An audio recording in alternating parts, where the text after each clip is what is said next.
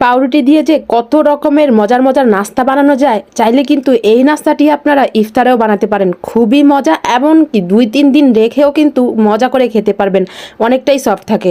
তো আমি বানানোর আগে আমার ছাদ বাগানের, আমি যে ছাদে ভেলিপানি আখ বুনেছিলাম সেখান থেকে একটি আখ আমি কেটে ফেলেছি খাওয়ার জন্য। সেখান থেকে যে আখের আগাগুলোতে এরকম ছোট ছোট হয়েছে সেগুলো আমি আবার বুনে দিই, আরেক কোনো বালতি খালি থাকলেই আমি বুনে দিই। তো যাই হোক, আমার কিন্তু অনেকগুলো গাছ হয়ে গেছে আলহামদুলিল্লাহ। আর এখন রমজান মাস, গাছে তেমন পানি দেওয়া হয় না, যত্ন নেওয়া হয় না, আসলে এত সময়ের অভাব পড়ে, এখন আসলে পড়ে যায়। আর অনেকটাই সময় পার হয়ে যায় সারাদিন ভিডিও করতে করতে, কাজ করতে করতে। আর আমারও কিন্তু এই যে একটা ভিডিও দিই, এই একটা ভিডিও করতে সারাদিন পার হয়ে যায়। অনেক সময় দেখা যায় এমনও হয় একটু একটু করি, আবার একটু রেস্ট করি, আবার মাঝখানে যেহেতু এখন রোজার মাস, টুকটাক আমল নামা আমাদের করতেই হয়। যাই হোক, এইদিকে এই তো আমি আলু সিদ্ধ করে নিয়েছি, এখন আমি পাউরুটিগুলো নিয়ে নিচ্ছি। পাউরুটিগুলো এখন আমি আপাতত কয়েক পিস দিব, তারপর আমি বাকিগুলো দিব যদি লাগে, আর যদি না লাগে তাহলে তো কথাই নেই। যাই হোক, এখন ছিঁড়ে ছিঁড়ে দিচ্ছি, ছিঁড়ে আমি ভালো করে এখন মেখে নিব। আর পাউরুটিগুলো একটু সফট, এখন যেহেতু রোজার মাস পাউরুটি পাওয়াটাও খুব কষ্টকর, তাই আমি তাও পেয়ে গেছি আলহামদুলিল্লাহ। আর এখন আমি একটা ডিম দিয়ে দিয়েছি, এখন একটা ম্যাজিক মশলা দিয়েছি। খুবই ইজি এই নাস্তাটি, চাইলে আপনারাও বানাতে পারেন, খুবই মজা, বাচ্চারা ভীষণ মজা করে খাবে দেখবেন। তো এখন আমি একটু ধনে গুঁড়ো, একটু লবণ দিয়ে ভালো করে এখন মেখে নিচ্ছি।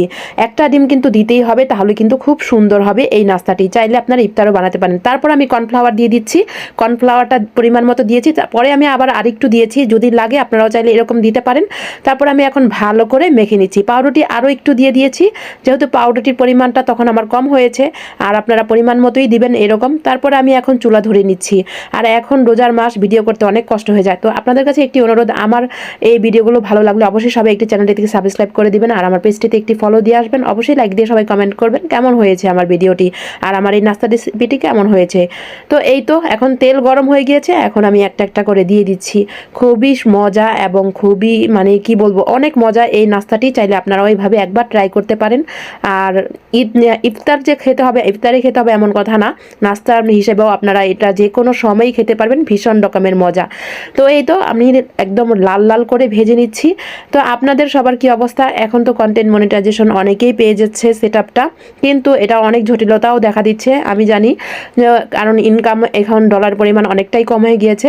ইনশাল্লাহ আবার ঠিক হয়ে যাবে, এটা নিয়ে কোনোই টেনশনের কিছু নাই। অনেকেই হতাশ হয়ে যাচ্ছে, আমি কিন্তু একদমই এসব ইনকামের দিকে তাকাই না। আমি চাই যে আমার পেজটা একটা ভালোর দিকে যাক, আমার চ্যানেলটা একটা ভালোর দিকে যাক, আমি কখনোই ইনকামের দিকে তাকাই না।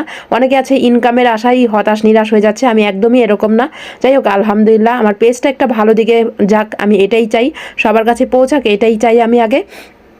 তো যাই কথা বলতে বলতে এদিকে আমার নাস্তাটিও হয়ে যাচ্ছে।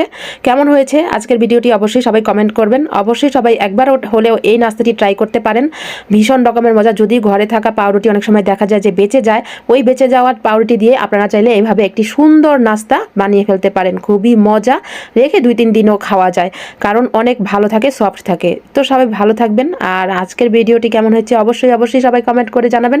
অনেক আপুরা আমাকে এত সুন্দর সুন্দর কমেন্ট করে, অনেক ভালো লাগে সেই আপুদের আমার।